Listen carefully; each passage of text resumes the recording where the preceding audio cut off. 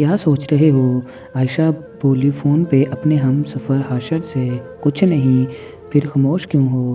عائشہ بولی حاشر کو بیزار جان کر کہ یہ ہمارا لانگ ڈسٹینس ریلیشن شپ قائم تو رہ پائے گا۔ حاشر اداسی میں بولا کیوں نہیں، بالکل قائم رہ پائے گا۔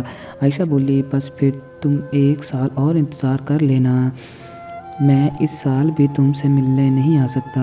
حاشر رو رہا تھا، یہ کہہ کر فون کاٹ دیا۔ تم اپنا خیال رکھنا۔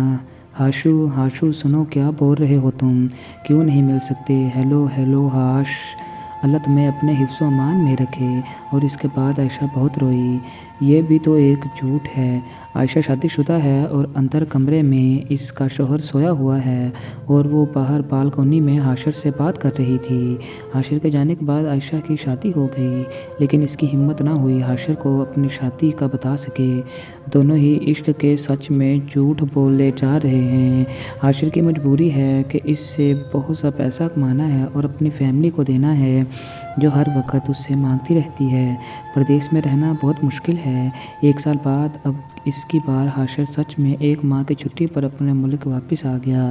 اپنی فیملی سے ملنے کے بجائے وہ سیدھا عائشہ کے گھر گیا اور راستے میں بہت سے تحائف لے کر وہاں جا کر اس پر بھید کھل گیا۔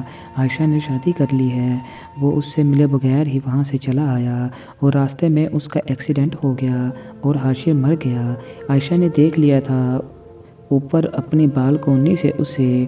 وہ کچھ بولنا چاہتی تھی لیکن خاموش اپنے کمرے میں آ کر نیند کی 5 گولیاں کھا کر ہمیشہ کے لیے پلنگ پر سو گئی۔